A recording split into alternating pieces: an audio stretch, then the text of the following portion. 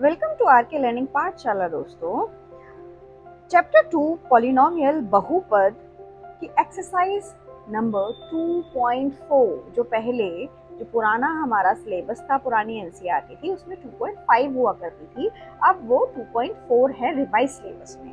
तो last exercise करने से पहले हम कुछ आइडेंटिटीज आपको समझाना चाहते हैं और कहना चाहते हैं कि आप इन्हें याद करिए। अगर आप इन्हें याद करेंगे तो हमें कॉन्सेप्ट क्लियर करने में बहुत हेल्प मिलेगी। साथ के साथ हमें बिल्कुल भी कोई डाउट नहीं रहेगा। तो अगर आप कोई भी डाउट नहीं रखना चाहते हैं, प्लीज आप इन आइडेंटिटीज को एक्सरसाइज शुरू करने से पहले जरूर याद करिएगा। पहली आइडेंटिटी है जो हमारी बुक में भी गिवन है, पेज नंबर 42 पर, जो हिंदी मीडियम की बुक है एनसीईआरटी की, x प्लस वाई का होल स्क्वायर, जो मैं पहले भी आपको करा चुकी हूँ लेकिन फिर से मैं आपको बता रही हूँ ये रिवाइज कराने के लिए। तो सिंपल इसकी हमारी ये जो आइडेंटिटी है, इसका सोल्यूशन है x square plus y square plus 2xy। अब बुक में आप ये कहेंगे, बुक में ये 2xy बिटवीन में दिया होता है, शुरुआत में दिया होता है, तो सबका अपना अपना याद करने का तरीका है। मैंने अपने हिसाब से इसको याद किया है कि x square plus y square plus 2xy, जितनी भी एक्स्ट्रा वाली चीजें मैंने उसे लास्ट में रखा है। कोई फर्क नहीं पड़ता है, चाहे हम इसको बीच में ले लें चाहे हम इसको पीछे ले लें, अल्टीमेटली इसका साइन सेम है और जो सेम साइन हम इसमें रख रहे हैं तो इजीली हमें याद करने के लिए हो जाता है। ठीक है, अब दूसरा same x square plus y square minus 2xy। इन दोनों में डिफरेंस यही है फ्रेंड्स। क्या डिफरेंस है आप देख लीजिए। जो 2xy है माइनस और प्लस का, सिंपल वही हमें पता लग रहा है कि अगर हम माइनस का होल स्क्वायर कर रहे हैं तो जो 2xy है उसी में ही हमारा साइन चेंज है। अदरवाइज देखिए तीनों में हमारा साइन यहाँ पर सेम था, यहाँ पर बस एक में चेंज हुआ है। तो ये हमारा पहचान बनाने का एक तरीका है, तो आप बहुत इजीली इसको बना सकते हैं। x square minus y square, this is the very important formula for our calculation। ना कि सिर्फ 9th क्लास के लिए, 10th क्लास के लिए, 11th स्टैंडर्ड, 12th स्टैंडर्ड, आगे इंजीनियरिंग, बीसीए, बीएससी सभी में बहुत बेनिफिशियल हैं ये। सो सिंपली हम इसे क्या करेंगे, एक बार हम इसे प्लस में रख देंगे और एक बार हम इसे माइनस में रख देंगे। बट ये ध्यान रहे आपको कि ये मल्टीप्लिकेशन ही होना चाहिए, बीच में प्लस माइनस हम नहीं लगाएंगे। तो इसको मेमोराइज करने का भी एक अपना ही तरीका है। आइडेंटिटी फोर्थ में देखिए आप, x प्लस ए एक्स प्लस बी। पहला जो हमारा टर्म है वो सेम है और दूसरा हमारा चेंज है।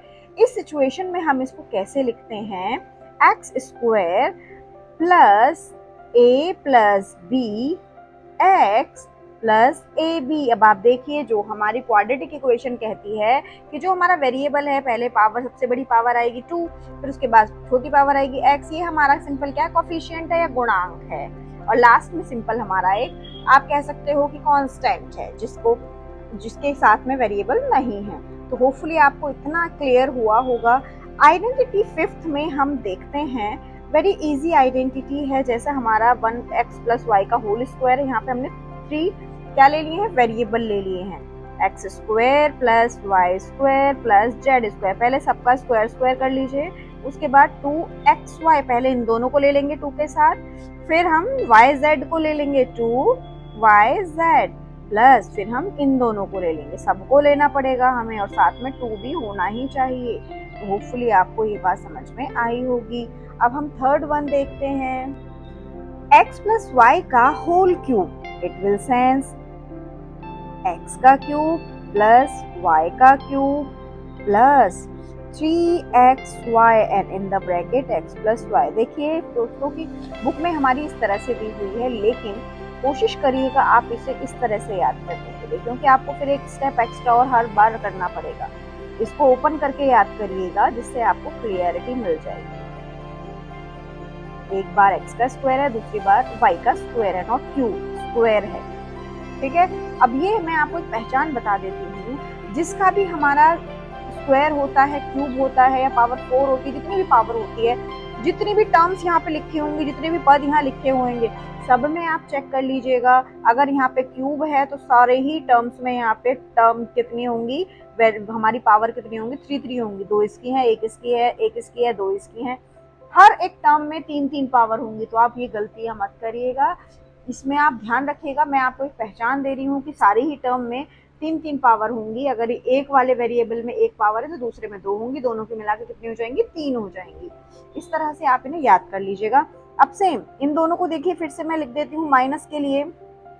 अब यहाँ पे हमें बहुत ध्यान देने की जरूरत है, y की जो हमारा क्यूब होता है वो माइनस का होता है, एज वेल एज -3xy, और अंदर भी x माइनस वाई। अब ये लिखने से अच्छा है, मुझे जो ठीक लगता है वो ये लगता है कि माइनस का जो क्यूब है वो माइनस कराएगा, और जो x का स्क्वायर आएगा ओपन करने के बाद वो माइनस करेगा।